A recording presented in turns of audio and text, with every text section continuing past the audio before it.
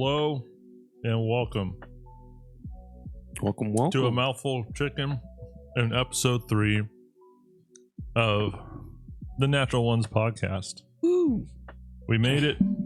Hippie Hebrew Homestead, thank you for subbing for a full year. Orange 3 Inc., welcome back. What is that emote? Oh, you got a new emote? It's not mine. It's like a pot with arms. Oh. Yeah. All right. A Dark Souls reference? I don't know. All right. You can hear you. Yes. I can hear me. Mm-hmm. Now listen to the stream.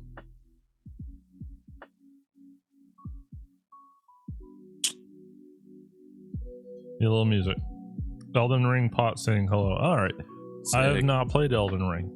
I've played a smidge. So don't mind us. We were a little bit delayed. So I'm still eating my chicken tendies. But what's up, Duff Van Dyke? Elon Muskagon. All right. What up? Welcome in. The default. Oh, that's cool. I didn't know that. Ooh. Wow, we're already off to 5 years. This is awesome. So, episode 3. First off, how are you doing? You've got an injury there. I had to come pick you up because you can't drive right now. Yes. I have obtained an injury about a week ago now.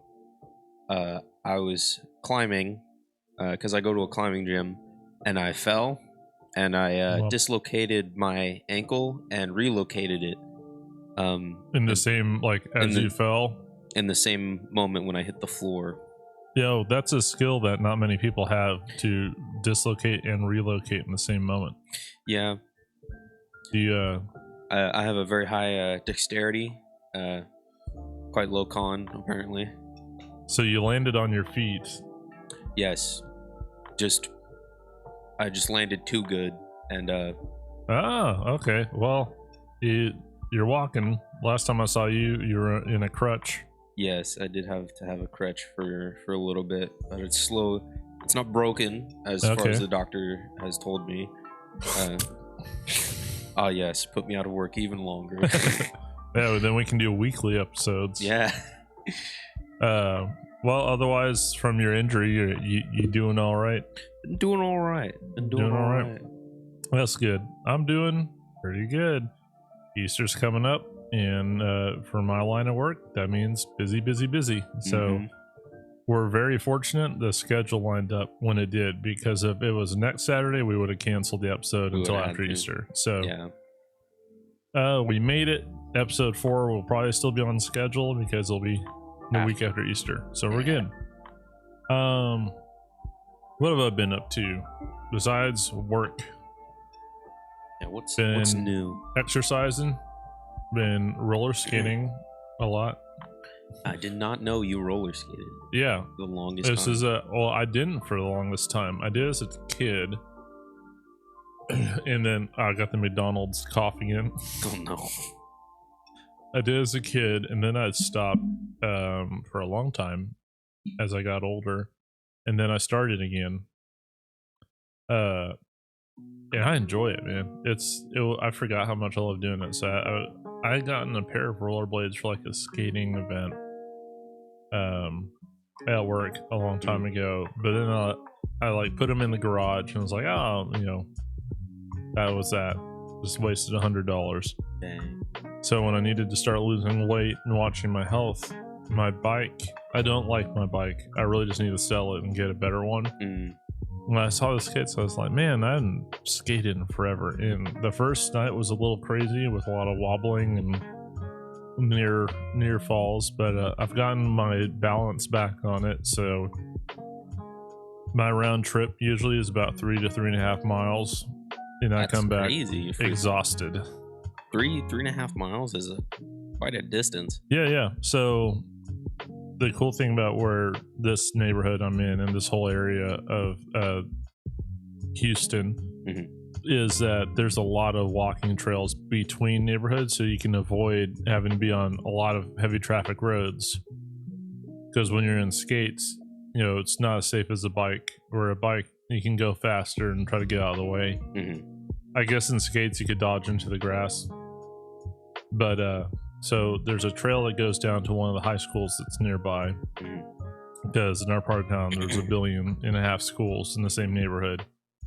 Yeah. So I'll just take it down there, and if they're not doing anything at the school, I'll go around their parking lot a little bit and then come back. Awesome. Yeah, I almost made it over to the highway. Couple days ago I got lost and I kept going, and I found this really cool trail with like nature. What's he eating? Yeah, so we have a special guest. We have a 5th roommate, Charlie. Charlie the puppy is with us, and he's ran away, but he had a bug in his mouth.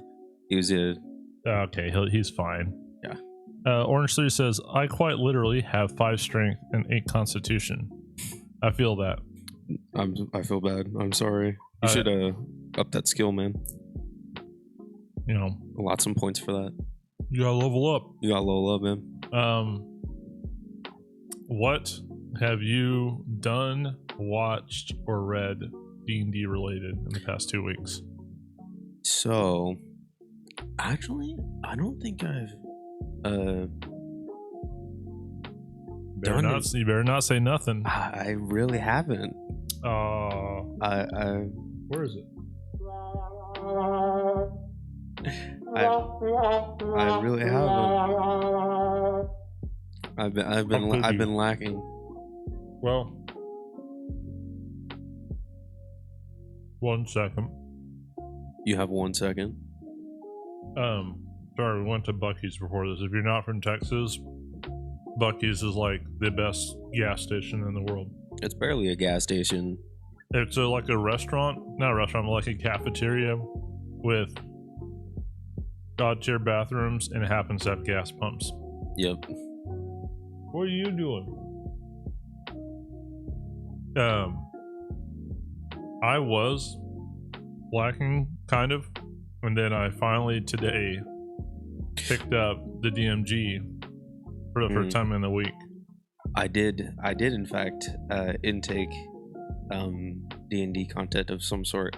I went to go see the new D&D movie. But how was it? It was okay. For what it was worth, I give it like a 7 out of 10. Okay.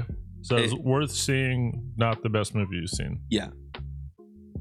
Is it as cheesy as the trailers make it look? Yeah. Okay. I'd say if you can imagine the comedy of Guardians of the Galaxy. Okay. Just imagine that, but slightly worse. I'll put it like that. Music just went silent. That's awkward. That's not my fault. Charlie, what are you doing? Charlie. I've been reading through chapter 2 of the DMG, and this is going. I told you a little bit about this last weekend. Yeah. While we drank our. Oh yeah. Well, that's a story you can tell later. While you get bludgeoned in the chest with your own crutch. Yes. But this one is all about the planes and creating a multiverse. So he goes over how to choose your planes. Stop eating the fake plants, my brother. My brother in Christ. Talks about how to create a multiverse, and now I'm reading through a brief description of every single plane of existence in D&D. Yes, you were talking about this. And there's like 20 of them. There's many. So I'm going through that. It is interesting. I think I finished at the Beastlands, which is all about wild and nature, and if you're a hunter or like a ranger class, you'll be like in your element. Yeah. But the cool thing about it, each plane invokes some sort of mental effect. So like if you go to Mount Celestia, Elysium, if you stay there for more than a certain amount of days, you will eventually more and more not want to leave, to the point that you will not willingly leave that plane. You might have to be dragged against your will, and if you do, you will do everything in your power to get back there until someone does like a lesser restoration or destroy evil or good. Yikes. Yeah. Isn't that crazy? I didn't know that. That could be useful. See, the DMG is actually a useful book. Who'd have thunk? Yeah, who would have thought? Yeah, it's good. And I got another book yesterday. I did. I'm going to show it. What is this book that you have acquired? So I have another book from this person. It's called The Game Master's Book of Non-Player Characters. And it's a book of NPCs that you can choose. I want to highlight, though, for any of you looking for D&D resources, look how pretty this book is. Look at the pattern on that. And then I want to just highlight, I think Wizards of the Coast needs to take some notes. We are suckers for books, for hard copy, books for D&D. So it gives their name, maybe a nickname, a notable catchphrase, and then for some of them it has art. That is actually really, really nice. So let me read through one. I promise we'll get to the topic soon. Oh, by the way, shoot.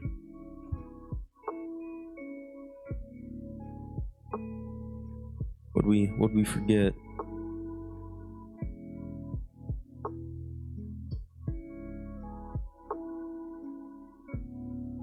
Oops. If you want to ask a question before we get to our question time at the end, you can follow, sub, or give 100 bits. I want to offer a promotion on your channel. Oh gosh. Well, here, let me ban this person really quick. We don't want to ban you, but we're quite all right. Oh, you have to give a reason for the ban now. Okay. Anyway, yeah, I'm right with you, Orange Tree. So let me find one that's not so detailed, because these are actually people you could either fight because they have stat blocks. Let me just find the general. I might have to go pick this book up myself. Yeah, it was super. Where's the price? It was at was it Books a Million? $23.99. I can get a discount. I have a buddy that worked there. Hey, there you go. So I just want to read the first NPC in the book. Go for it. So the first chapter is about common folk. So this person is named Tall Duffy McGill, and his catchphrase is "Fair is fair is fair." And here's the description: a man who looks to be in his mid-40s with thinning brown hair, very thin and extremely tall, with a steady gaze and a flat smile.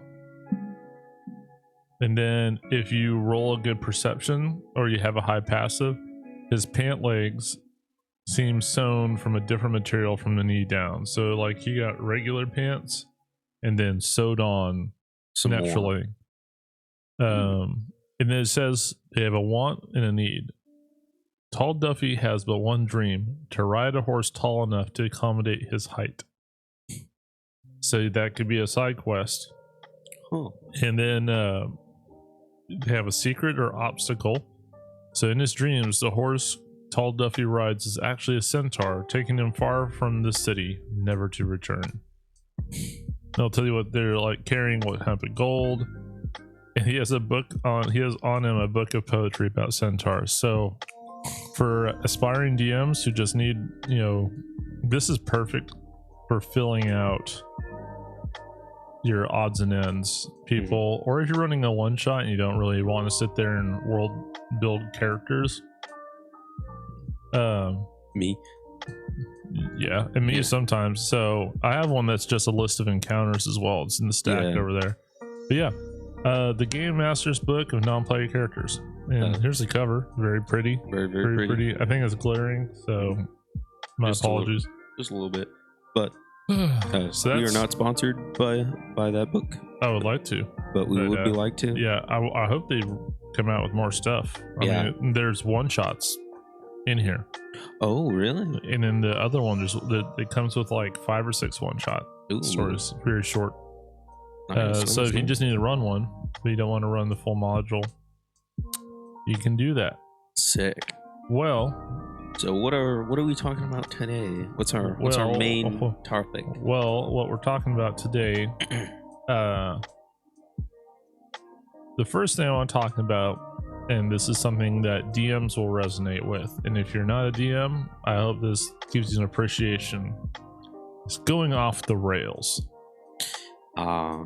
I also want to talk about railroading. I was trying to come up with some pun when I was thinking about topics this week, but I guess let's talk about the railroading first. So if you don't know, railroading is a term thrown around by players and DMs when, especially players, when the DM controls the narrative so tightly that the players can't move freely, like they're on railroad tracks. Hello, Charlie. And that's what it is. Sorry, I got distracted by a very cute puppy face.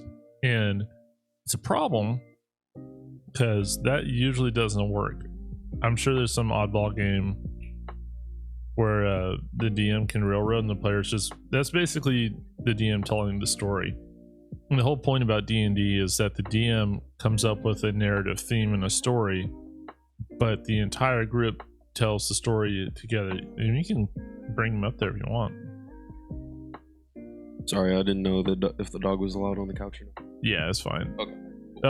It's Charlie. Charlie. Charlie the puppy. Third host of the show. Everyone emotes in the chat for Charlie Puppy. He's cute. He melts your heart. And he's an absolute menace. Just like every puppy. Licking your balls. Oh my gosh. Not safe for work, Charlie. Yeah, he's cute. He's on my naughty list right now because I stepped in his pee twice yesterday, but he's too cute to hold that against him. But yeah, railroading is an issue. What's also a big issue is getting off the rails, which is, as a DM, you kind of plan out your story and how you think your characters are going to react. The problem is they don't always do that. And yes. As a matter of fact, they most of the time do not do that. So I thought we could discuss ways on how to mitigate that and how to use it as a tool more than a hindrance. All right. I'm gonna let you start because I want to eat my French fries. Okay. Well, so how do we use rails? Hey, don't eat that. That's important. You can throw it over here, but he'll probably think of it as a toy. Yeah. He was not on my cable. He's a very young puppy, so he's kind of chaotic. Yeah. This is chaotic incarnate. Chaotic neutral. But how to use going off the rails to your advantage as a DM. So I think we discussed a little of this in my style of DMing on our first episode, which is always being adaptable to your players, because you may make the world that the players play in, but you're telling their story as the DM. Yeah. As much as you are telling your own story, your players write it for you, and you kind of adapt it to what you think they're gonna want. Well, and oftentimes their actions will inform your next story beat based off of what the players did. Mm-hmm. So maybe instead of brokering peace between two nations, the players led to war. And you didn't plan for that. You have this in your head that, oh, there's going to be peace. And, that will set up for a unified assault against some bigger threat. But now it's not. So how do you work around that? So I talked about this with one of my coworkers who also plays. With cities and locations and plot hooks, it's pretty easy to move those around. He's just absolutely being a menace right now. He'll settle down with Sackage because you're a new person. Yeah, we're chilling. I have a dog in my house. I had a puppy once. But how should I word this? What happens if it gets beyond your control? Ooh. How would you mitigate? you've tried to subtly coax the players, and they're just like, you had this epic campaign planned out, and they're murder hobos now. Well, let's see. It becomes changing your narrative to adapt to your players then.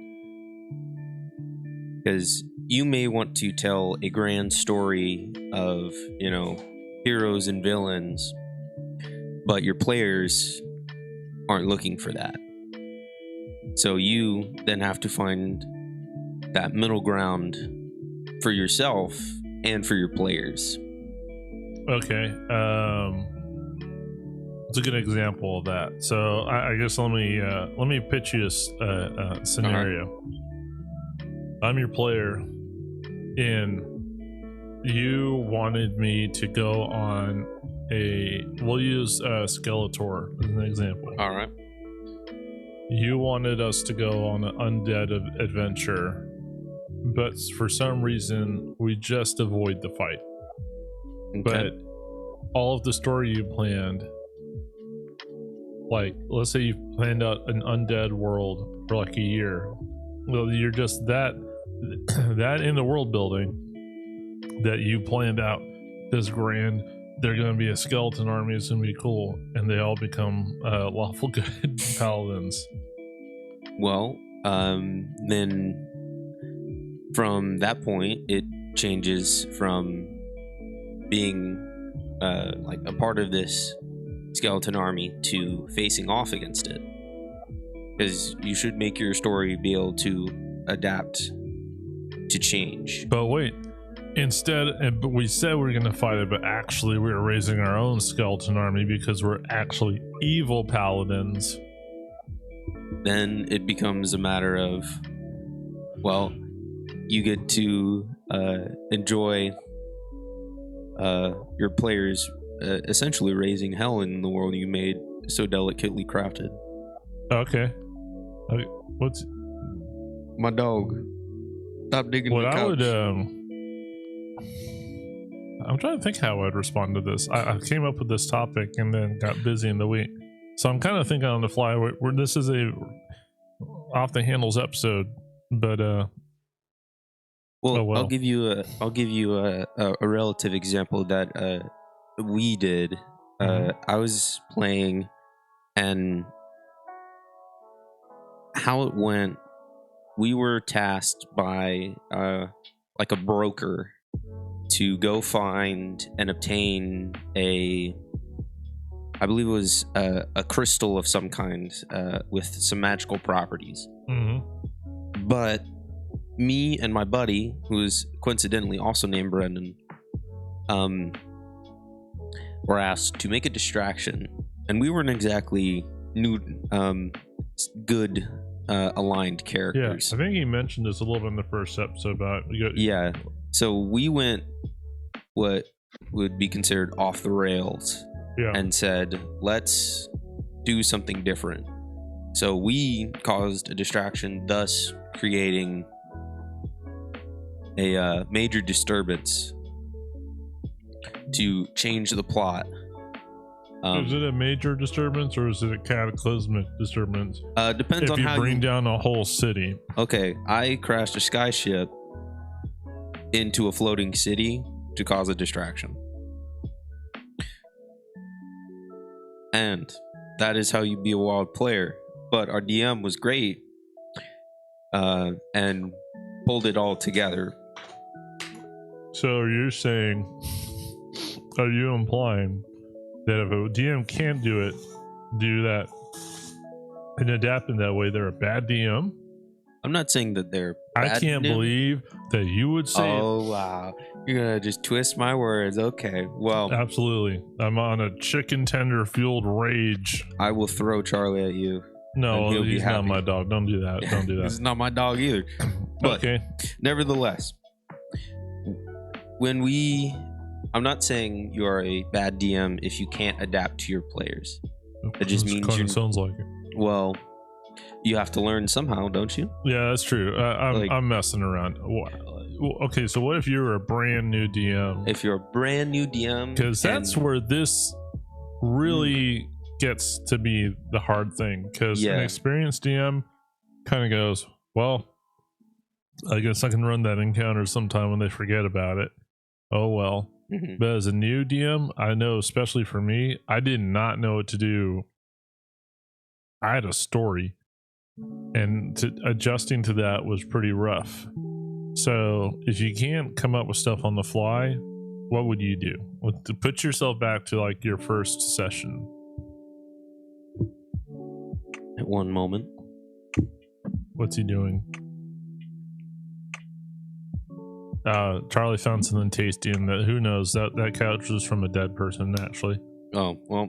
Fun fact, I think he's found the couch that my esteemed co-host is sitting in was bought from like an estate sale, so who knows what happened on that couch. Well, I think he found the dead person because he's trying to dig him out. Yeah, he fixates on like the corners of couches. That was weird. I don't know. My dog does it too. He will start digging in the corner of our couch. All right. Well, just let him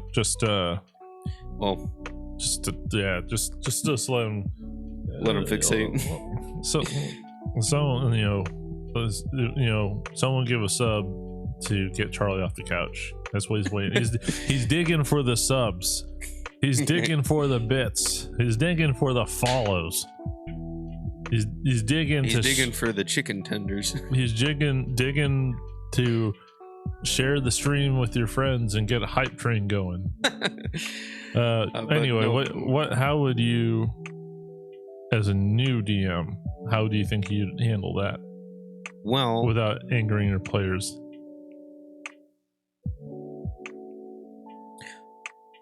Well, it depends on how willing you are to your story.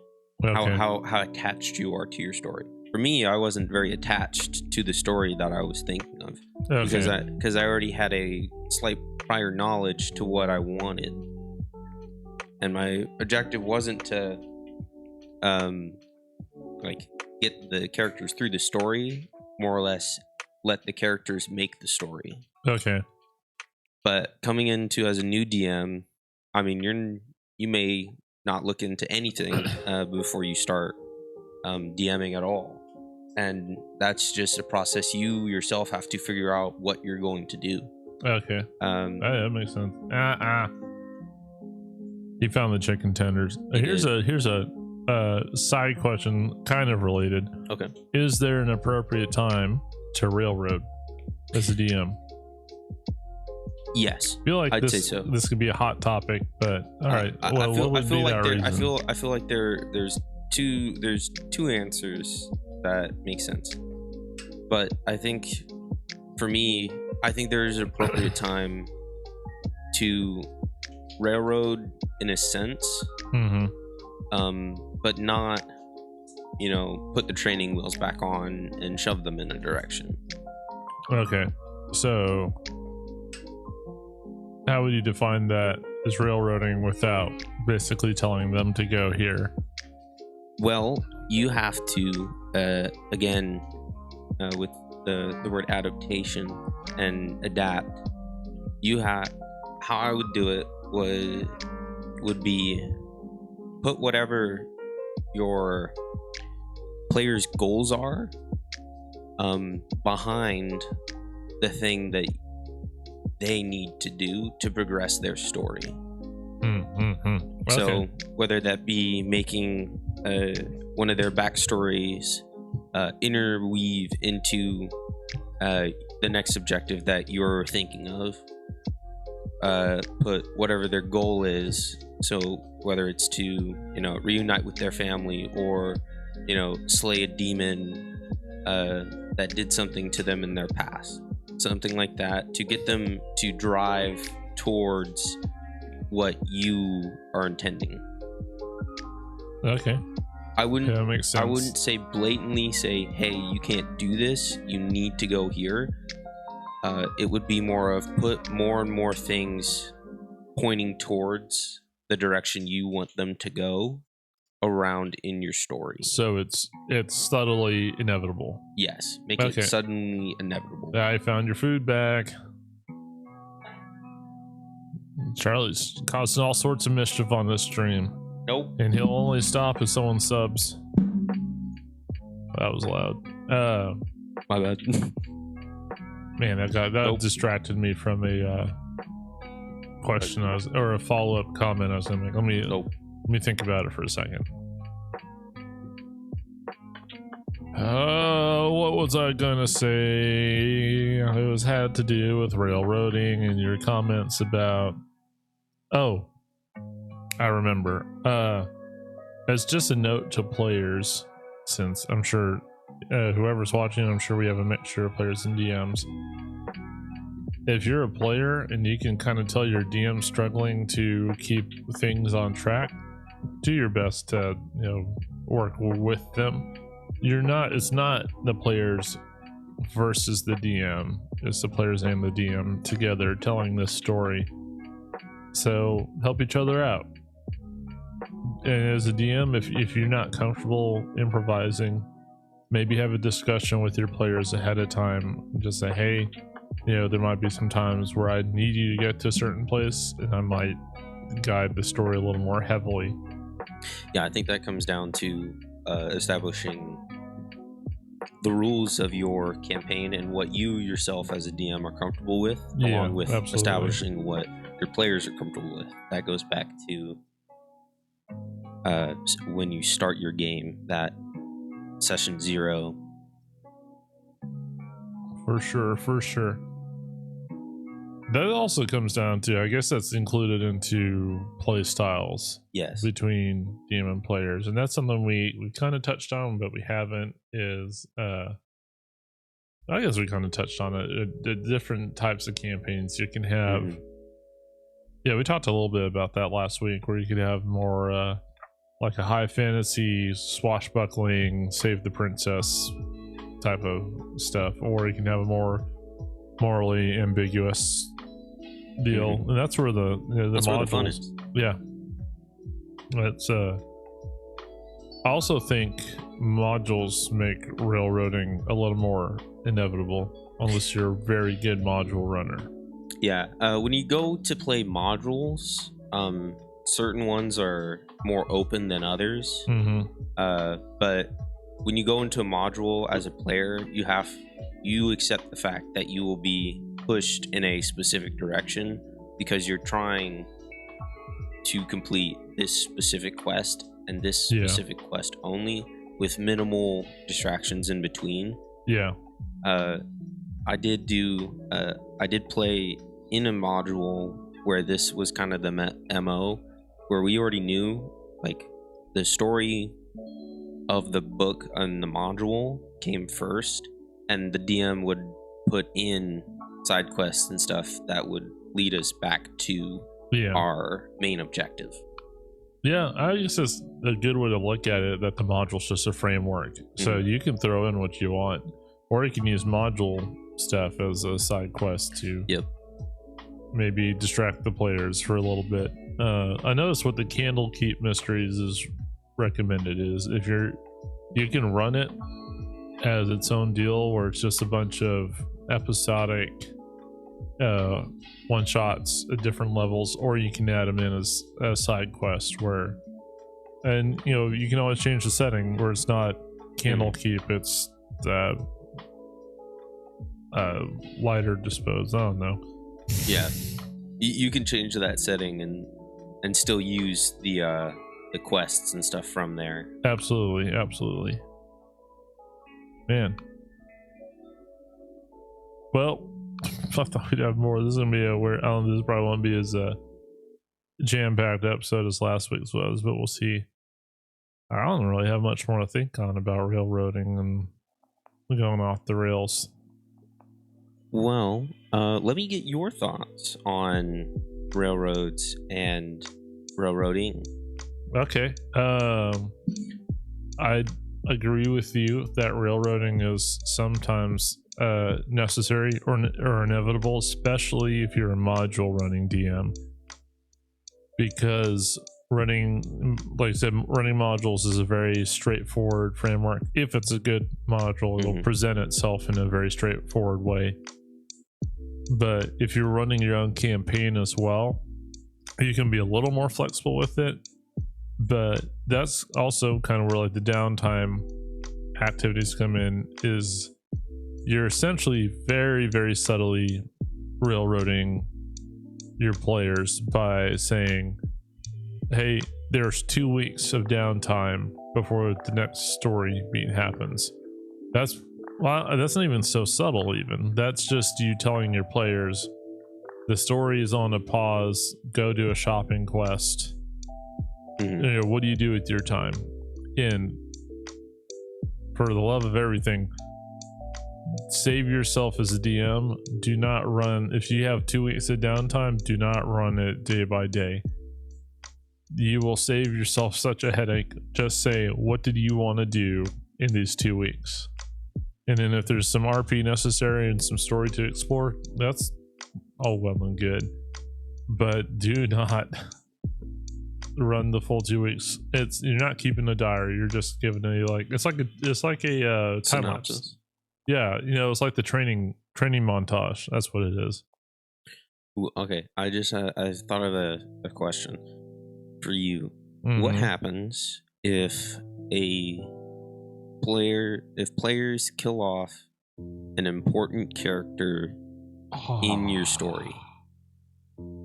Man. How do you adapt to change your story or change your narrative to accommodate?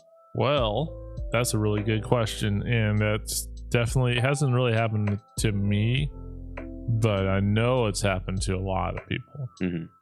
Either by sheer dumb luck or, you know, happening Critical Role. A guy that was supposed to get away was killed, and it changed his story from being, you know, about one thing to another.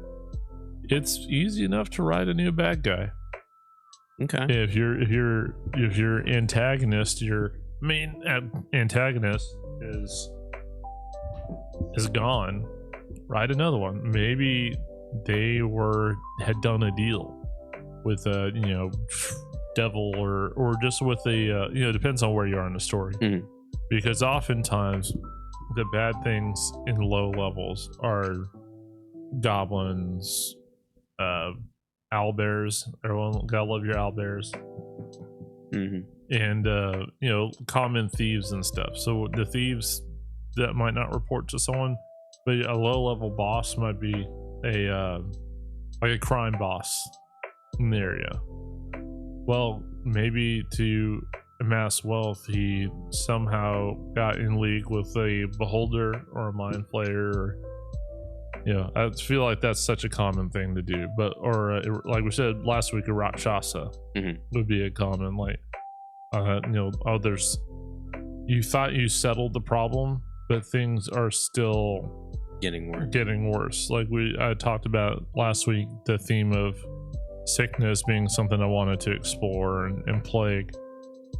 Well, you know, in the first levels, is this person out of spite, or, you know, as a plot to try to assassinate someone, poison the ale because they know this person frequents that tavern, or, you know, maybe it's a competitor that wants to run that person out of business. So that's a very low level. That's like a 1 to 5. That's probably like a third or fourth level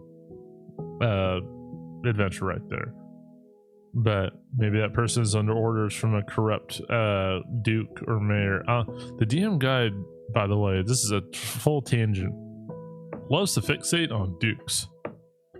Yeah, what is the fixation with dukes? I don't know. You know, I find that in a lot of like fantasy and stuff like that, it's all dukes. It's never like, it's never kings. No, because the king is supposed to be noble and wise, but the duke, that villain. It's either dukes, or for some reason queens, or someone under. Yeah, the DM guide has this thing. He's like, oh, the evil duke has stolen away the princess. And I was like, why? What are with all these kings, all these like monarchs in the D&D universe having bad courtiers?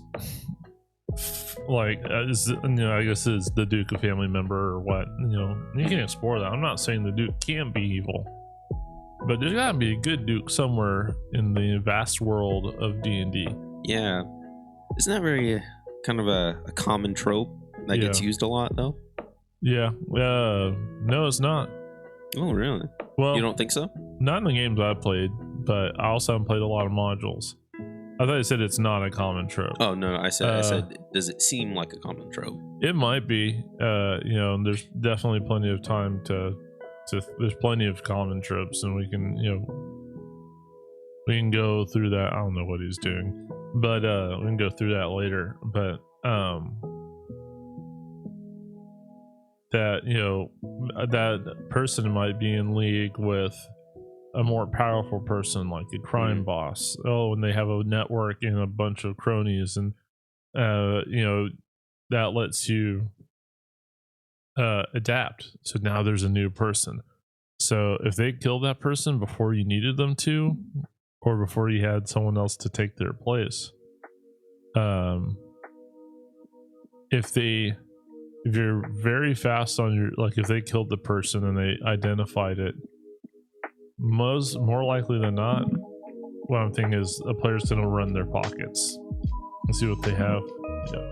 We got a face full of dog butt. It's not the first time that I've had a dog shove his butt in my face before. Why did you just come up here to lick your... Hey, you know why I was doing that to you? Because you said Yahtzee 40k, or what was it? Yahtzee Warhammer last time. I'm not going to forget that. Yahtzee Warhammer? Yahtzee Warhammer.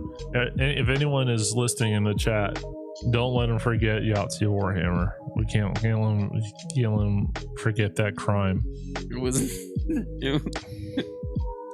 But in the moment, I would definitely... you find a letter or like a marking, like a mysterious marking on a tattoo, and that leads you on a like this wild goose chase, and suddenly your campaign chugs on, and if you're smooth at it, your players had no idea. Even if they do have an idea, it's your game. All right, that's how I would adapt to it, personally. NPCs, you can always create more NPCs, or you can get one from this mighty blue book. And that's something else I wanted to really talk about, is kind of our world building segment of the night, is how to populate your world. All right, how do you populate a world? You see there's these two bees. Okay. Wait. Okay, go. Well, you see there's these two dogs, right? No, but it can be very tempting as a DM to want to populate everything. The fruit seller, the meat butcher, the barman, the baker, the candlestick maker. This actually made a really good joke about that, because like the barman, the NPCs be varied. The barman, the baker, the candlestick maker, who realized they were working too hard and consolidated all three of their jobs and now makes like custom crochet. So creating NPCs and creating interesting NPCs can be a bit of an art, or it takes a bit of practice. And the first thing for a new DM is you don't have to make a character for everybody.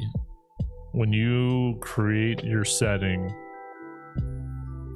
you need to just make the NPCs that you're more sure of that the players are going to meet. Where are they going to go? They're probably going to go to a tavern. You're going to go to a store, alchemist, armor, magic shop. Yep. And then come up with, if they're in a town, someone's in charge. Mm-hmm. So come up with that. And then have a list of names printed out or pulled up somewhere. If you're doing it online, have it pulled up on like another screen, or just have printed out. I like paper, so I like to have my stuff printed out. And it has nothing to do with them. It's just a list of names or a list of NPC descriptions. And what that does is adds flavor to your game of like, oh, as you chase after this, you notice an old man trying to coax a squirrel down from the tree, and his hair looks all matted as if multiple animals have lived in there at one point or another. Has nothing to do with anything. But don't be overly descriptive either. So just give like your bread and butter description of a character, and then if the players want to investigate further, then you can go in more in depth. Give enough to entice your players to go figure it out, because you might just from the weird old priest who walks backwards in the daytime, muttering to himself, might be enough to coax them. You're like, well, what's that about? And then you find a strange cult that is secretly infesting the city, and that's where all the creativity and the improvisation as a DM comes in. That you might have to come up with a story for them. So also, the more characters you make, the more stories you have to write for each character. And it doesn't have to be deep unless the players start to get to know them. So there's a chance, unless your players are saving the day in every single city, they're not going to meet whoever's in charge. Unless, I'm sure they would a couple times. Mm-hmm. But it's not like, we saved this city, now we go over to this city and we're going to save that one, and then we're going to go up north to that city and going to save that too. That's unrealistic. Even for a fantasy game, not every city is in trouble at the same time. Yeah.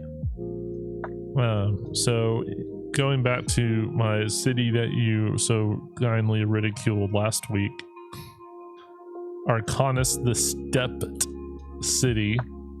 Stop laughing. I see it. Stop laughing. Laughing at the dog. No, you're not laughing. The dog's ridiculing me too. Let's get some emotes in the chat for the dog. It might settle him down.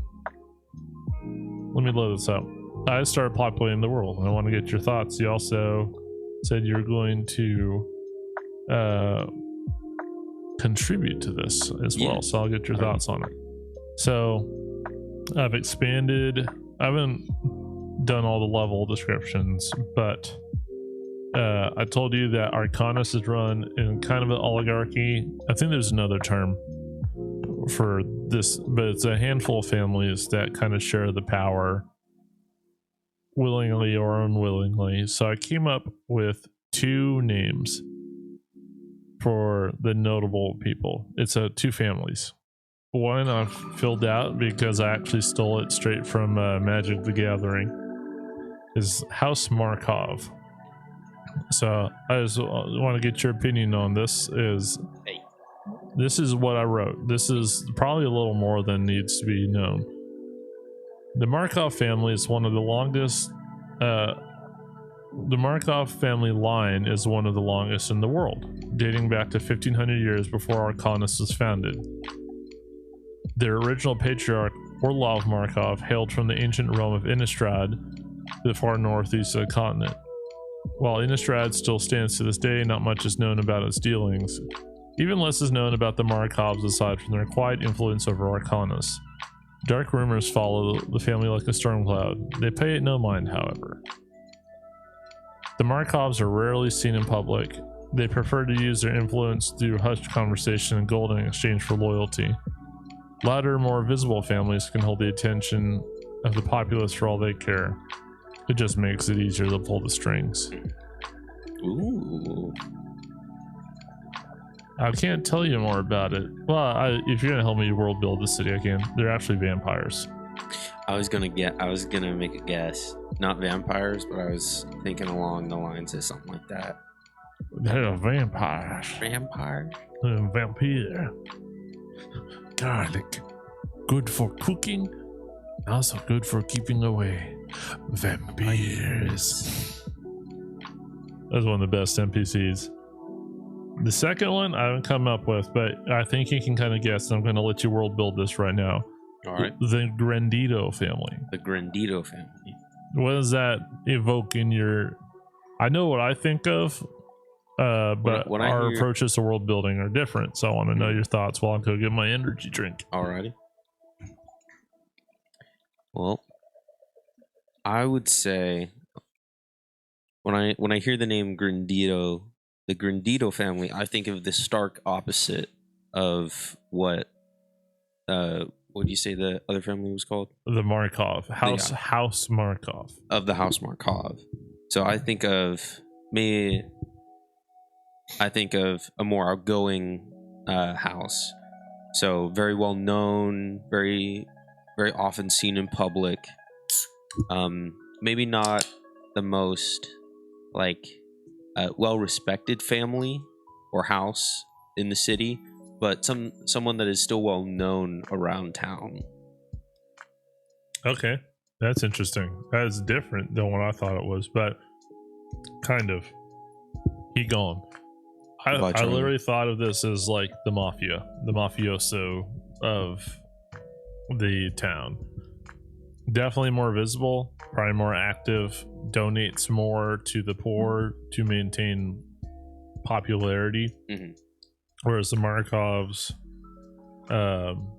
don't care because they use their gold to ensure power no matter whether the people like them or not. He did not just...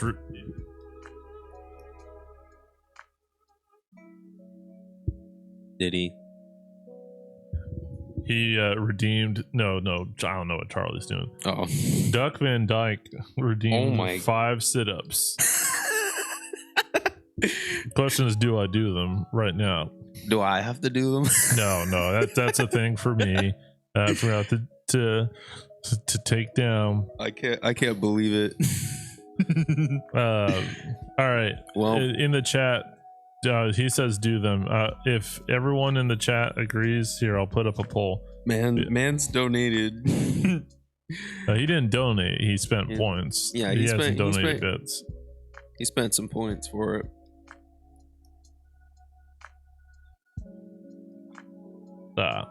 Well, we'll see. If 2 other people in the chat tell me to do the sit-ups, I'll do the sit-ups. We're not getting as many viewers tonight. Did you share this with your family?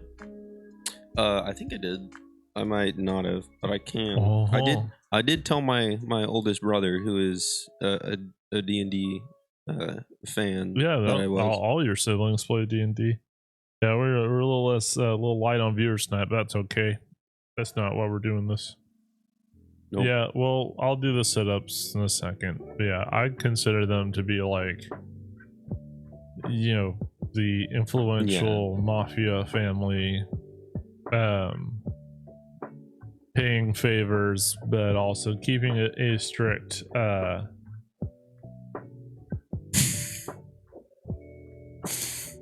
let me tell you one thing.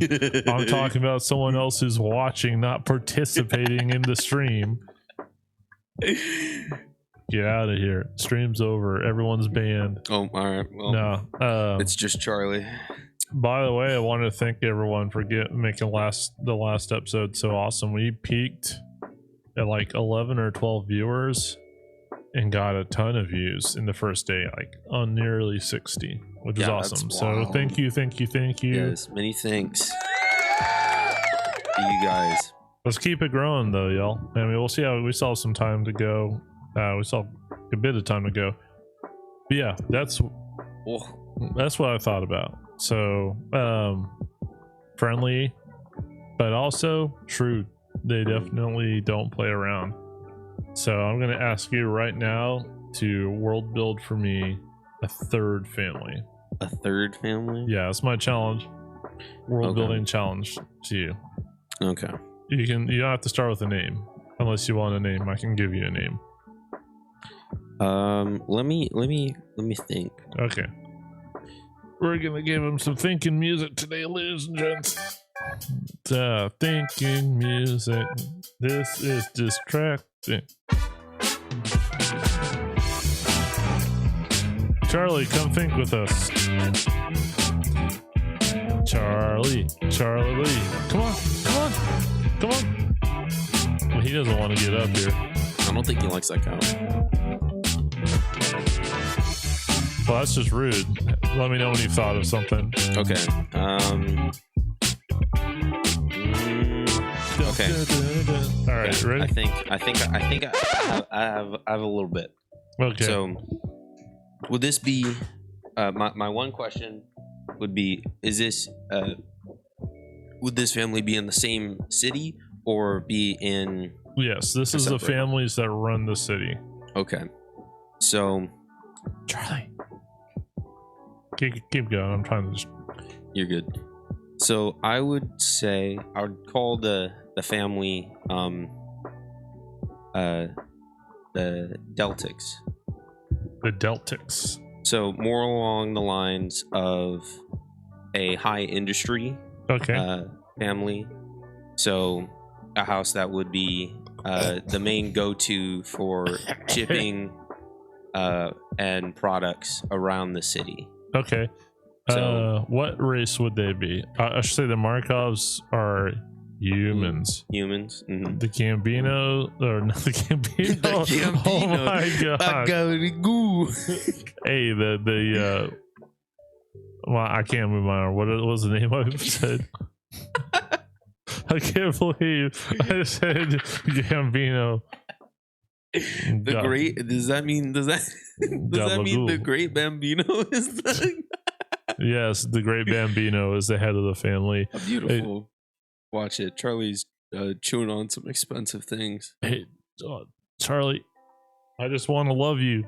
He wants to love that water bottle. Yeah, you can't have it. All right. I have a horrible short-term memory. So Grandita, I got distracted by a dog. This is I just the Grandito Gambino. Granditas, there you go. Grandito. Yeah, so they are what race? Ooh, I'm gonna keep this spicy. They're human as well. Maybe there's a human centric, like human superiority thing. Ow. I would say biting me. The Deltics are a mix of human and dwarven.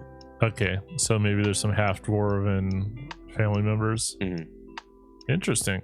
Yeah, I mean dwarves are an industrious race usually. Mm-hmm. It has to be like dwarves or gnomes if you're following the tropes of D&D. If you are, which I'm trying to kind of still mix that in. There's some things that just work in D&D. Yeah, like dwarves being the most industrious along with gnomes. Oh my gosh, Charlie, fatality. Charlie, get up.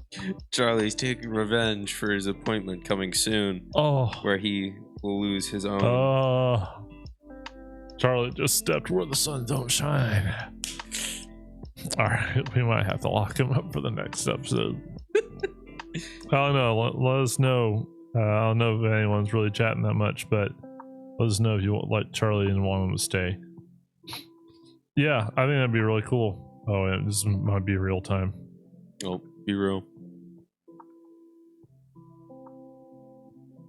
There we go. Bless. Perfect. Beautiful. Oh. Where were we? We've only got 3 people.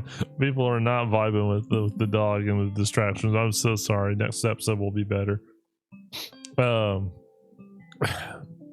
Yeah. That makes sense though. There are some tropes in D&D that just kind of work, and dwarves and gnomes being industry. I hate to say it, that's just a common thing in a lot of D&D games. Yeah. But how would you subvert that? Well, that's the healthy subversion from that would be the dwarves themselves. Well, I guess it wouldn't be so much a subversion, more or less just another adaptation of that. But the intermixing of humans into the family and the industry will cause turmoil within that family. Okay. With their excuse me, their way of life. So how does that subvert the trope that dwarves are usually the craftsmen and tradespeople? Well, I didn't say it would subvert it. Well, that's what I was asking. Well, I don't know yet. I think it'd be funny if the Deltics, right, were bankers, had nothing to do with industry. They're like a wealthy dwarven family, or dwarf human intermarried family that has nothing to do with industry, or if they were like curators of the arts. That's a big thing that can change a lot. I mean, it's just a plain fact that dwarves are often used as the grumpy old tradesperson, and we've talked about that before, about tropes that are way overused, including we talked about. Yes, what was the most overused monster? You said the owlbear. I would say the goblin is one of the most overused, and I think we talked about that. But yeah, this is actually the topic I've been looking forward to the most tonight. So this is probably our actual first topic, because the other two we kind of breeze through. What are some tropes in D&D or in role-playing games in general that are overused, in your opinion? In my opinion? Yeah. Ooh. Well, I don't want to use, which is kind of ironic, the most common like overused tropes. Which would be like goblins are enemies, everything is trying to kill you, and you know, bards are always, a goof. Yeah, or have to find every available person in town. Yeah. Hey, don't you on that, mister? Hey, just toss it over here really quick. Ooh, that was a wonderful toss. Don't you dare. Stay here. So, yeah, the idea that everything is out to get the player. Let's explore that a little bit. So I assume you're not talking about like every townsperson, Yeah, no, but every hobgoblin, every manticore, every lion, every creature is out to kill the player. Okay. I kind of want to give you a challenge then on this. Is the monster manual over here? It is. It's nearby. I have the Volo's guide up top. Okay. And the player's guide. Well, I'm going to give you, how would you make a orc brute something that's not a hostile creature? The simple thing would be to make it intelligent. Make it into an NPC. Because orcs are not known for their intelligence in D&D. Yeah. They're not the most stupid, but they're what, like a 9? Yeah, they have a lower than average intelligence. So they're functioning. They're not like hobgoblins, where they're like excellent strategists and all that. Yeah, but the easiest thing to do with any creature is to give it intelligence, or to subvert the expectations of the players that are already believe that everything that the DM puts out into the world is trying to get them. So the idea that's an interesting trope, and this might be kind of along the same lines, but or not. The idea that every encounter has to be won through combat. Yep, that's a big one, and that kind of goes along the idea of what you're saying, that every non-typical race creature is something that wants you dead, or at least wants you off their land. And there might be some territorial stuff in it, but there might be something where they will either take trade for you to do whatever you wanted to do, or just kindly ask you to leave before coming to blows. Yeah. But that is something I read in the first chapter of the DMG, was that not every encounter has to be resolved, I guess would be the right word, in combat.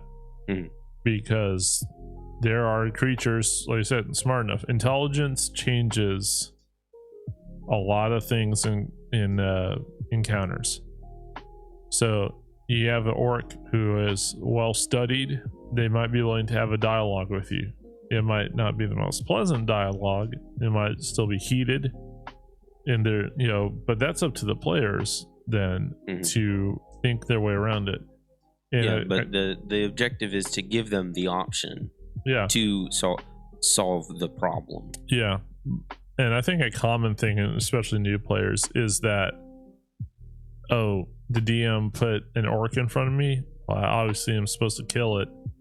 And getting your players to the point that, hey, maybe we don't need to fight this person. Maybe we can convince this person to be our ally, at least temporarily. Maybe you're in a spot where you don't know and you can bribe someone with food to be a guide for you.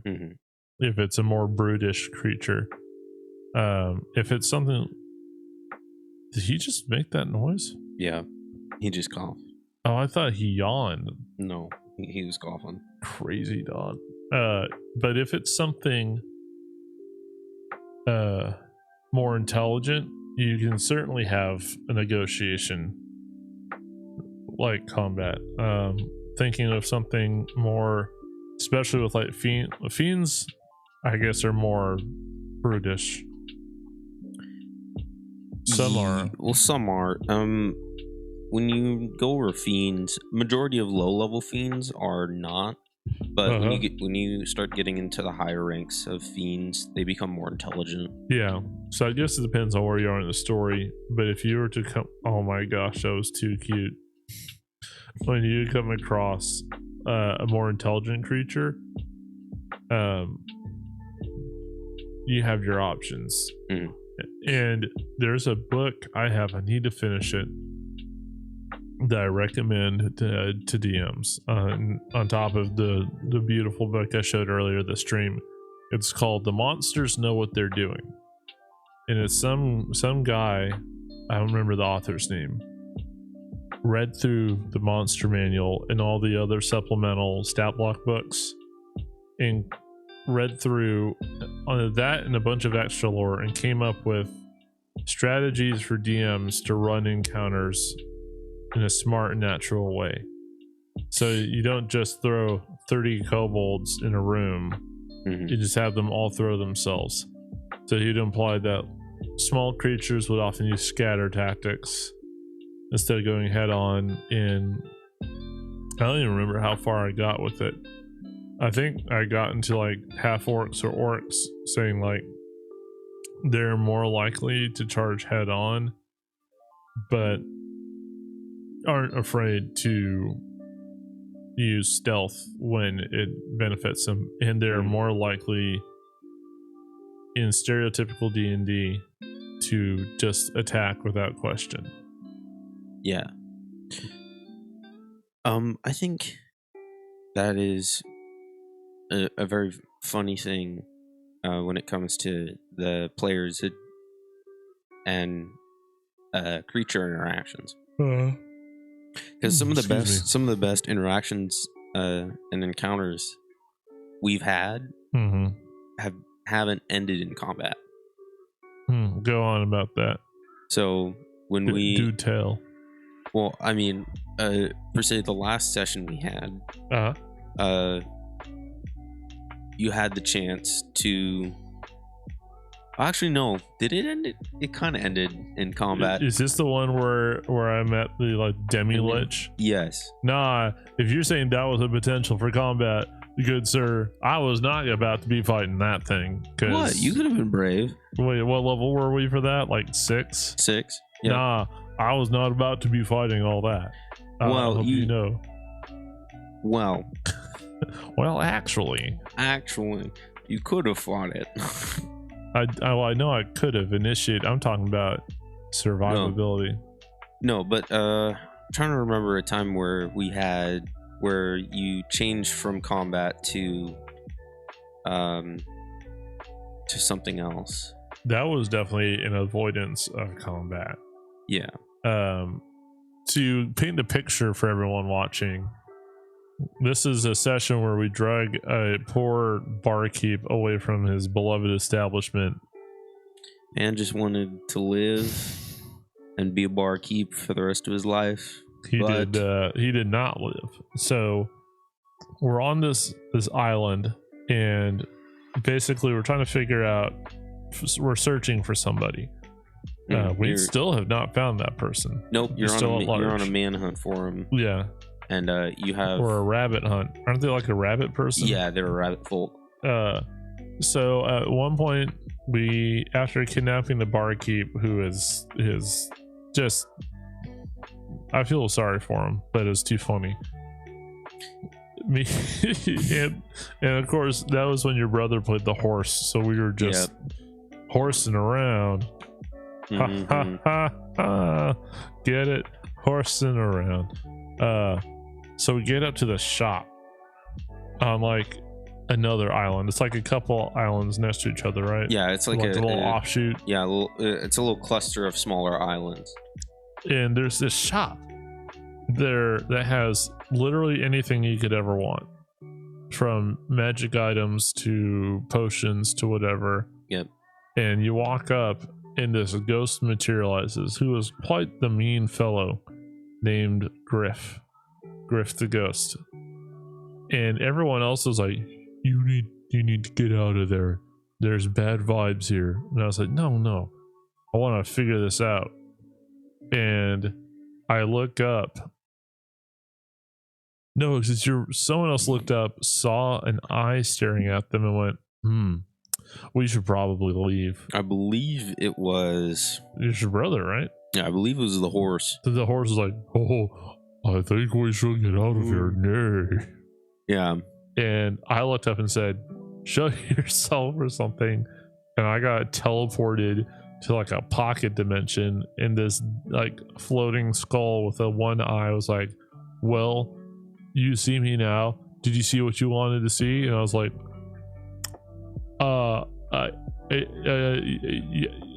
yes, I have. And then I thought I was gonna die. I was like, it was tempting. It was tempting. I wouldn't have been mad at it too, because as a DM playing, I was like, oh, I poked the wrong button. I pressed the wrong button, so I deserved this death. And it was late in the session too, because as all sessions go, you start out moving fast. Well, the problem is, like, for some of our sessions, we all get together, and then we go to Bucky's. This time we did start earlier than usual, and I remember getting a good bit done, but yeah, you guys got hooked on the barkeep. Look, I didn't want to be hooked on the barkeep. I might have wanted to be hooked on the barkeep. I wasn't the one that made him come along with us. That was a certain duck, a certain horse, and a certain, I don't remember what the fourth character was. It was an elf? Yeah, it was an elf, half elf. Yeah, I was a turtle named Galapago. Yes. Yeah. What was the weird trope in that? Oh yeah. That was an encounter that could have easily killed me. Yeah. Unless I don't believe you that I could. Well, you say I could have fought it. That doesn't mean I could have beat it. Well, remember how I like to DM. Oh yeah. So I do give plenty of chance to slay creatures that may be considered more powerful than the players, because I like to give the experience of fighting something greater than them and succeeding. Yeah, that's fair. I can think of another session we had we did a couple of. There's a bug right here. That's a spider. Oh, he's fine. It's a little cute little spider, a little spooter. Another roommate. Rent skin cheaper every day. Let's go. It was I think kind of the session we had played before that, not the one I DM'd, it was the last one you had DM'd, where a lot of the encounters weren't encounters. Like the island we were on, I don't remember the backstory to it, but we were exploring an island with like a military force. Yeah. So and we had infiltrated this fort that literally was empty. And the glade around it was creepy. And I remember there's a tension about it because like during the day it was completely calm and it was so weird and we couldn't figure it out. And then at night the trees would walk around and we were like, oh hell no. And I started firing at the trees. I remember your brother was like, what are you doing? Stop firing at the trees. Yeah, so yeah, you were on an island to clear out and investigate to reestablish a trading outpost out off the coast, and everyone there in the island had mysteriously disappeared. Yeah, I think I figured out it wasn't so mysterious. Wasn't there like a portal on the island? Yeah, you guys found a portal to I don't remember if I had it to a different dimension or to I don't think we ever got far enough. I don't remember who was all in that party. It was you, your brother, your other brother. We're trying not to give duck. names just for privacy's sake. Yeah, the duck. Was she there? I don't think she was in that one. She was there. She wasn't really like. You know how she is. You know how the duck be. I refuse to comment. Yeah. Anywho. But yeah. All right.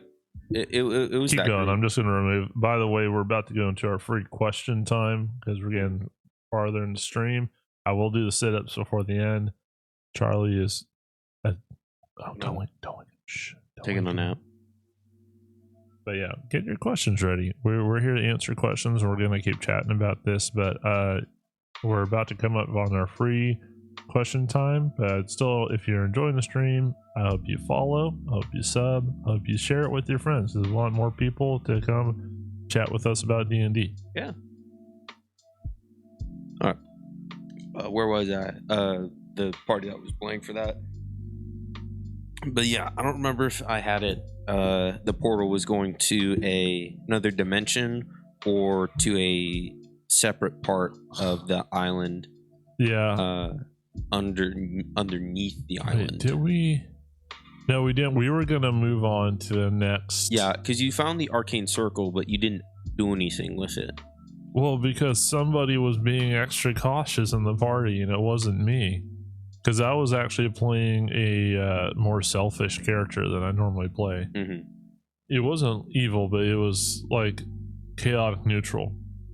He was just there to get his money, or I think he might have been true neutral. He was just there, get his money. He'll help out if he can. It was a tabaxi named Tibbles. Tibbles. Yep. Little Tibbles. Not to be confused with Cheddar's Tufty, my cheese-addicted tabaxi. Yes.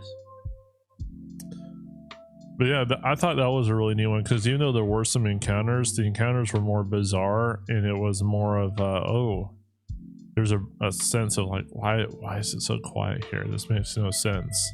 Yeah, I was hoping to go with the more dark and kind of scarier atmosphere. Yeah. With that setting, because the island that they were on was covered in mist and eerily dead during the day and extremely active during the night, and you still couldn't really see too much going on, but you could hear a lot of things moving. Yeah, it was creepy, man. That was definitely a scary location, and that was kind of one that made me think about how I'd want to approach something like that.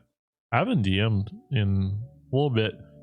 In 2 sessions. Yeah, it's been 2 sessions, man. We need to play again. We need to, when is are we ever gonna go through with the other one? I want to. I really want to. It's the problem is getting all the players together. Again, it'd probably have to be after Easter. After Easter. After all that. Yeah, we'll figure it out. Yeah. So for everyone watching, all four of y'all, I had started a what was supposed to be a one shot, and one shot is the biggest lie in D&D. Well, for us it is. For us it is. For a lot of people it is, though. It's not just us. But the idea was the players start in a sky city, and the earth below has been glassed by the gods, essentially. But there's mining because of all the glass. There's a lot of mineral rich soil and good mining down there, and so miners are sent down to get the minerals, bring them back up, because there's only so much you can do up in a limited space. And very suddenly the team of miners had gone missing for a couple days, and they would send out search parties and had reports of horrifying monsters walking around. The players don't get to really see it, and that was something I had a lot of fun with as the DM, is this looming presence of. So I put a decibel meter out on the table. This was a fun one. And if it got above a certain dB, and I think it was really simple, like 70. Yeah. Which, speaking as an audio engineer, that's really quiet. That's like a normal conversation. So everything had to be hushed and whispered. And because I didn't just say like, hey, like they had a guide with them that definitely did not want to go along, but was coaxed.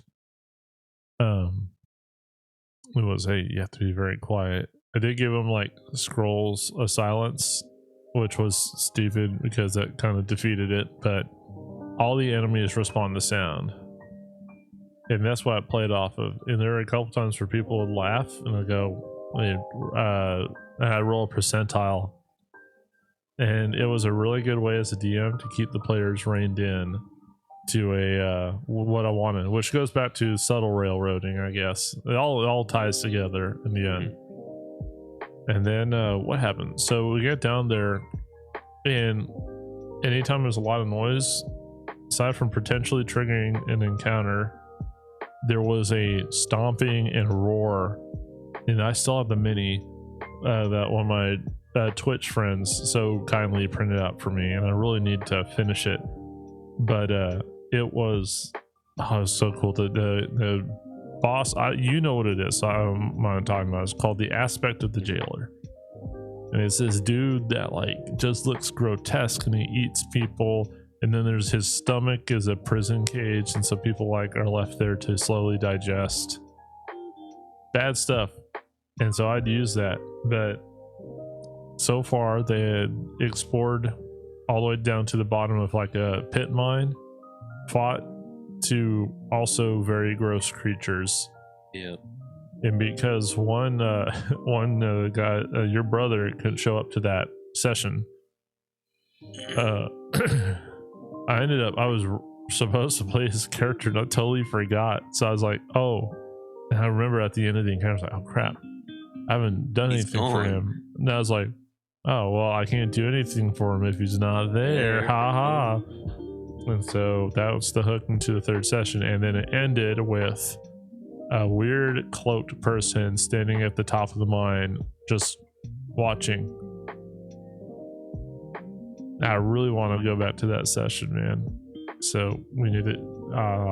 Oh, Charlie looks so cute. Put some emotes in the chat for Charlie. If you're by the way, if you're enjoying the stream, please consider following or throwing a couple bits our way. But right about now, we're gonna find a creature of the week to talk about. And please, if you have any We are open to all D&D questions. Yes. We are open for questioning. We are interested to see what you guys have to say. You know, it's crazy when we were talking about the evil Duke in the world I was gonna make for the Twitch campaign. One of the bad guys, I'm not sure if they're bad, but it's like a misunderstood thing. The evil Duke. Another what's the word? I don't know. Ambiguous. Morally ambiguous. There you go. They're definitely selfish. They're not an altruistic family. They're looking out for their own goals. And there was definitely going to be some tension and a potential like political uprising. But alas, it didn't happen.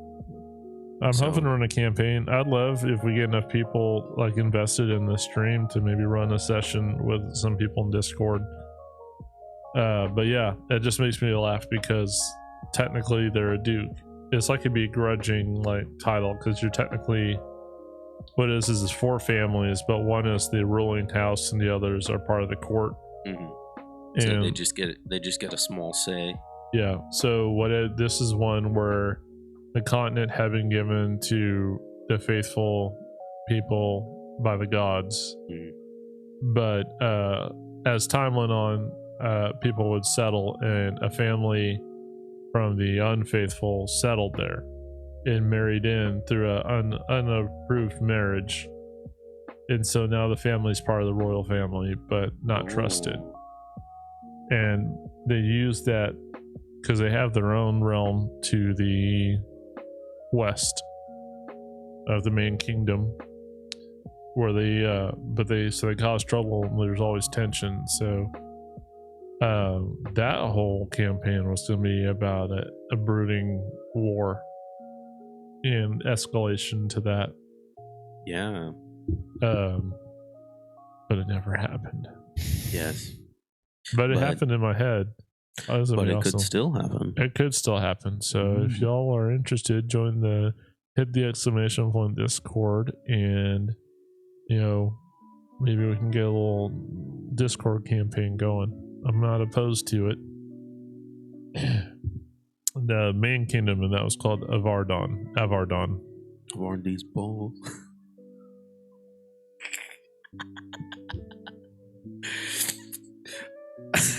What is this episode, man? Like, no wonder no one's watching. Well, we've got 4 people watching, sometimes 5. Someone's flitting in and out. I see y'all. If you're lurking, we appreciate you. Someone came in that I hadn't seen in my chat in a while. Duck Van Dyke, I will do those. Yep. Delta Supercross. A bunch of these other people are like lurk names. I'm pretty sure you guys, though. Rogue Girl is a real person. Mara Romano, Kita, Izabe, Drapsnat, Commander Root. Commander Root has to be a fake thing because they're in every stream but don't say anything. But we appreciate you watching. Yeah, we do appreciate. All right, we'll give it a couple. We've gone about an hour and a half. Somehow, this has been a weird one. I blame Charlie. Yes, we do blame Charlie, but we do appreciate Charlie being cute. Here. But we'll hang out for a few minutes before calling it and see if anyone's got any questions. I know Duck Van Dyke loves his gnomes, but I don't know how actively he's watching right now. So that's the thing about lurkers, is that there could be more people watching than we know. They just don't show up. But that's fine. I appreciate you. What is just, if you could run any session right now, you have a party completely willing to follow your DM guide thing, what would you do? What would you do? What would I do if I had full reign and a full allowance to drive on the rails? What would you do? I don't know, because all my players don't like trains. I like trains. Well, I don't know, because the players are what make it fun. Aha! The players are what make it.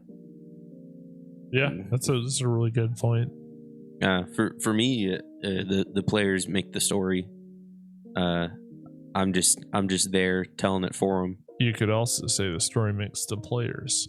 Yeah, it does. It can go vice versa. The make stories players makes the players the story makes. I'm gonna do my sit-ups really quick before we end. This is good. No. Quiet night tonight. Yeah. So for anyone who's watching, we will do another episode in 2 weeks and hopefully have some more interesting topics. Yep, we'll try our best. And if you guys have any topics of your own that you think we should discuss, feel free to join our Discord and drop them in our suggestions. Suggest it. We had a couple people join last week who wanted to continue a discussion and never said a thing. Yeah, one of them was in sad. Earlier in the stream, and it was too chaotic, and they left. But that's okay. So, all right, I'm gonna lie down here and do my sit-ups. Don't judge me for how bad they are. I don't do a lot of sit-ups. So, all right, here we'll have some sit-up music. Sit-ups, sit-ups, sit-ups.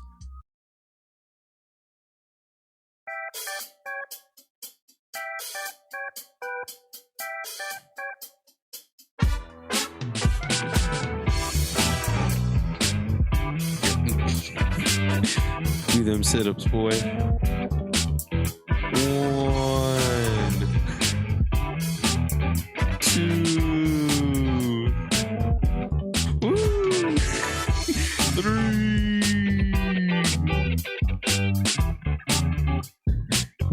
4. One more. One more.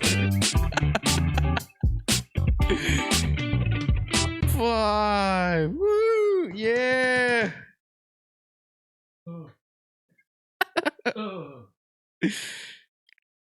Hey, I got. Hey, we gonna wake the. You woke the dog. You woke the dog. What the dog do? The dog was taking a nap. You just say about time. Listen. I did not say about time. I said No, I'm talking about Duck Van Dyke. Oh. Listen, Duck Van Dyke. No, he said best show. Best show. Appreciate it. Share it with your friends. Share it with with everybody. We want 1 million people and all that sub money. Yeah, just for it to go back into getting a real couch instead of whatever this is that Charlie was trying to find in here. Good morning, Charlie. All right. It looks like no one's got any questions for us, so I think we will sign it off there. I think we're gonna. Oh, someone new joined. We'll see. Let's see this up. Someone named AOK. That's better than the Rogan. He's got a question. What's your question, Duck Van Dyke? What's your question? Also noticed in the chat someone named AOK joined. They haven't said anything yet. We'll see if they say anything. Welcome, either way. That was more tiring than it should have been. Stop making fun of me. I've had a long day. It's okay. I've had a long day. Right, Charlie? You had a long day. At least that's a long day. You've been saving up all that pee to put all over my house.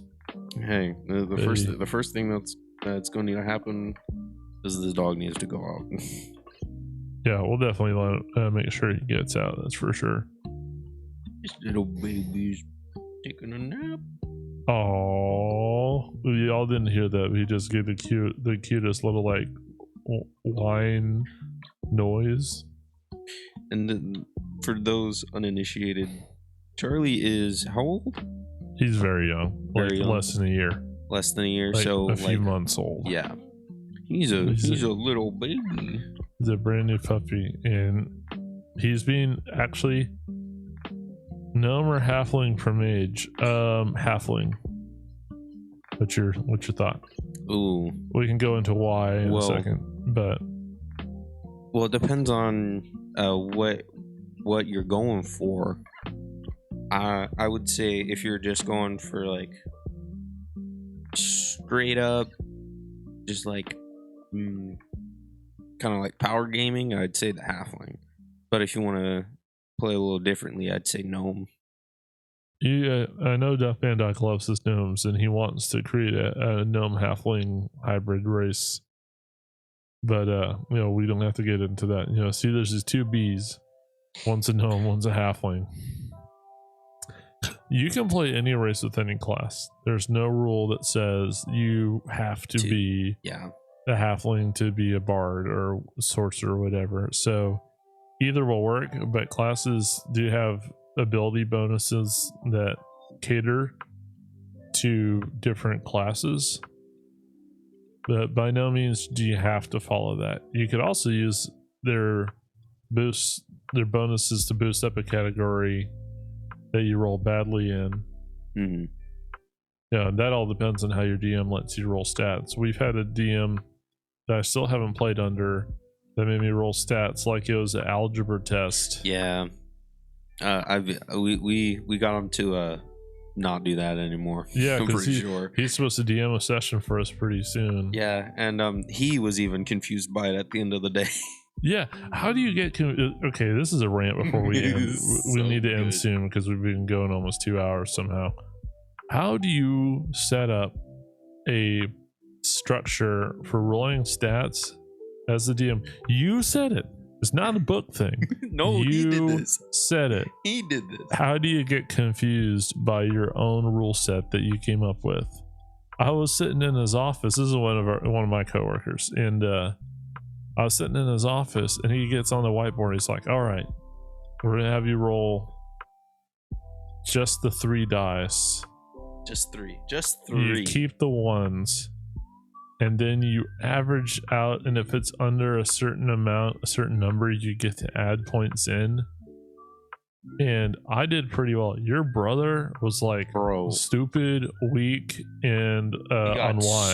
So low on his stat rolls. He had only 3 were genuinely positive.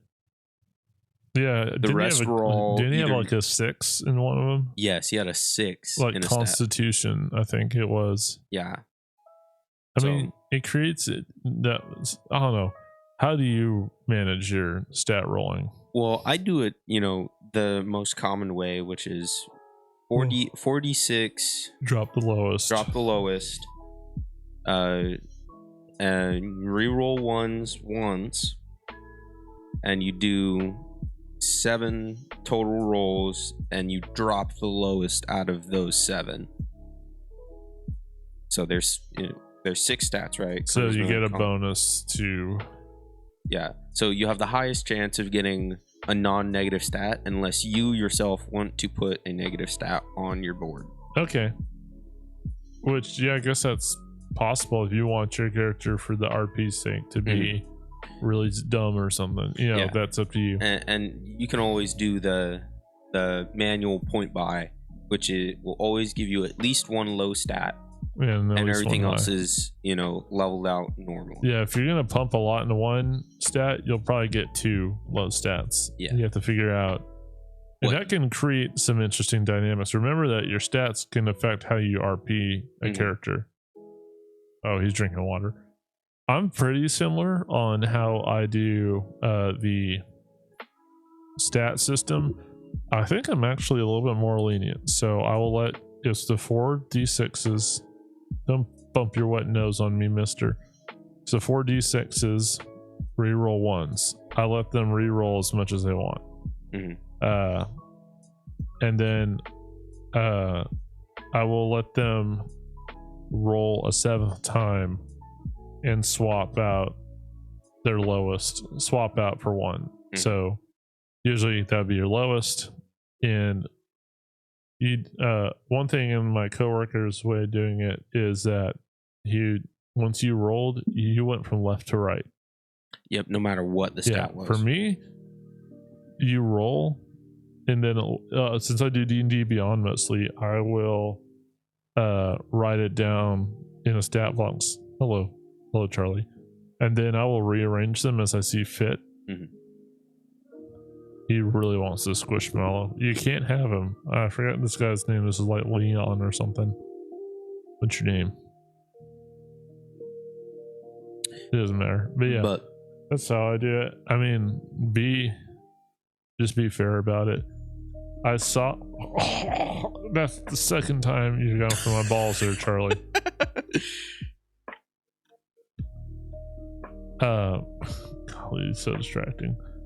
We might not have him join us. Well, I thought he would randomly join us. I didn't know he would take over the show. It's the Charlie show. It's the Charlie show. Charlie show. It's too cute though. He is too cute. Yeah.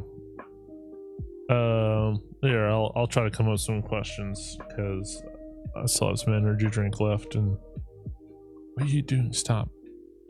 Hit points, fixed or manual? It depends on the day. If we're just trying to get up and Tuesday, I go point by. Well, if we're just trying to get up and go, I'd say fixed.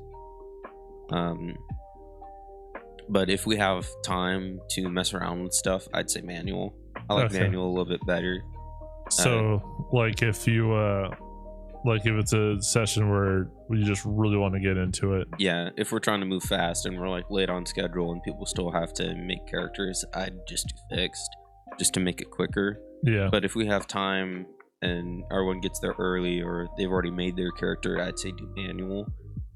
Because it gives you a variety and makes each character different and changes the exact playstyle of everybody. Okay. Oh no, you can't have it. That's cute, but you can't. How would you deal with a player that cheats? Well, like they.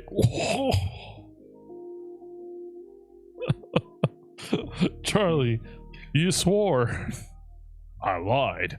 I see you woke up from a nap and now you're all a menace. Yeah, but how would you? Let's say they fudge their rolls, or you get that character that's always rolling the die, and and always succeeding. Yeah, I have a pet peeve of a certain person that helped crash an airship with you who used a Magic the Gathering He did it once, and you're holding a grudge. Oh, I absolutely am, because he's like, oh wow, I must be really rolling well. I'm like, just because all the high numbers are on the same side of the die. It's not randomized. It's not fair. No, I know he's your friend, but yeah, he did that one time, and it was the only time he used that dice. After he realized it was a spin down. After I pointed it out. Yeah, he stopped using that dice. Uh-huh. He didn't do it intentionally. He knows. Sure. But we've had our share of I don't know, some of it's cheating in my mind. What's he doing? I think he's got a cable. Charlie. Hey. Charlie. No. Menace of a dog. You see, he woke up from his nap and now he's all feisty. Now he's ready for a fight. So there's two aspects of this. People who blatantly fudge their die rolls, fudge their stats. And then there's the people that will say,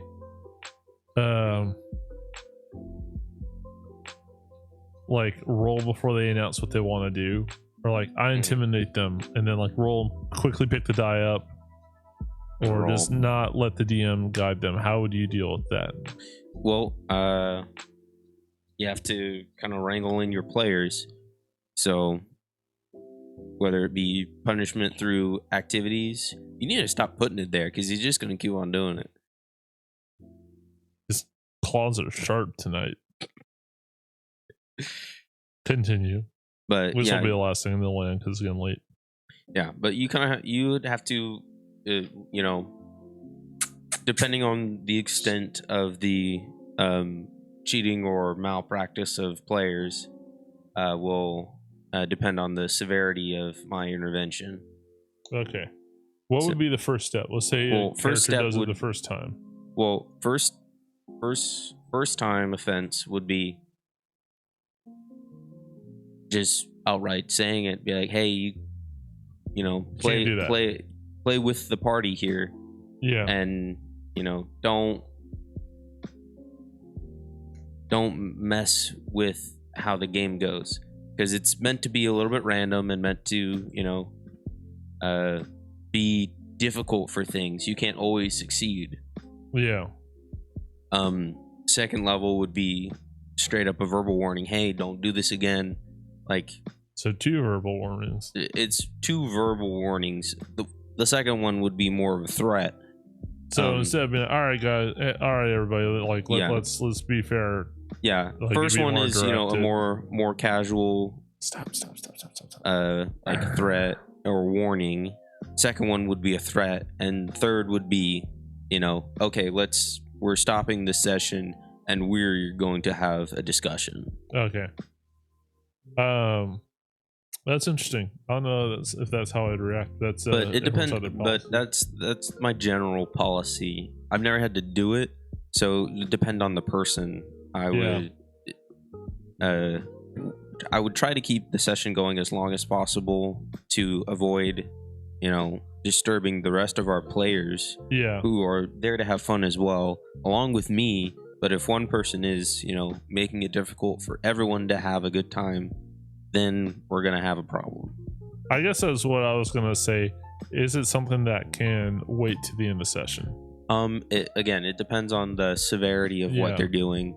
Is it really affecting the game, or can you quietly say, hey, cut this out, or is it something that needs to be addressed?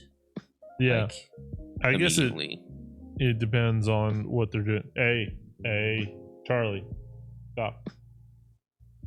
I think personally I would do my best to keep the game going if at all possible, because there's no sense unless you just have to in getting all the players involved. Mm-hmm. So if you can hold off, just grin and bear it, and then after a session take them aside.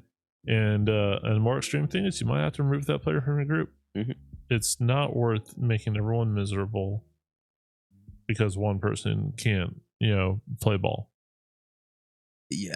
But hopefully a simple conversation about what D&D is supposed to be about would be enough to to calm things and say hey, I'm not against you. I want you to have fun. I want you to tell your story, but part of it is there's going to be successes and failures, and encouraging your players to work through those failures as an RP moment instead of as a hindrance can change. Failure can be funny in D&D. We can get into that on the next episode. Yeah. How to fail. How to fail. That is probably. That's going to be the title. That'll be in Catchment. How to fail. How to fail. Yeah, I think how to fail will be our big topic for Off next the rails, episode. Definitely. Well, I thought that was going to be a bigger topic. That's why I put it as the first one. I think the tropes was. Well, this stream did kind of go off the rails. It did with Charlie. So where is it? That's not it. That's not it. There it is. All right, I think we're gonna pack it in here. It's getting late. As always, have to be up nice and early. And this is 2 hours. We didn't go 2 hours last time. We did get up to 6 people watching. So thank you all, everyone, for watching. We'll be. What's up? No, keep going. We'll be back in 2 weeks. If you want to keep up and have a chat with us about D&D, we're trying to get our Discord active. So join the Discord. We'd love to talk to you there and tell us about your D&D shenanigans and adventures. Yeah, please come share.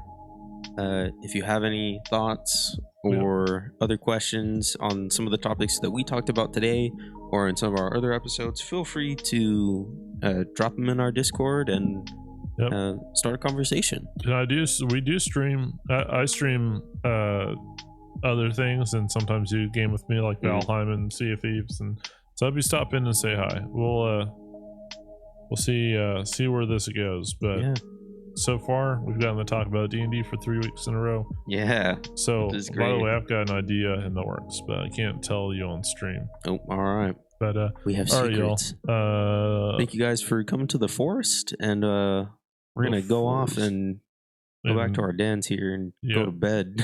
It is bedtime, and Charlie needs you need to go. You need to go to bed. Charlie needs to go to bed very bad. Oh, you big baby. All right, big baby. y'all have a good night and goodbye. Have a good night, y'all.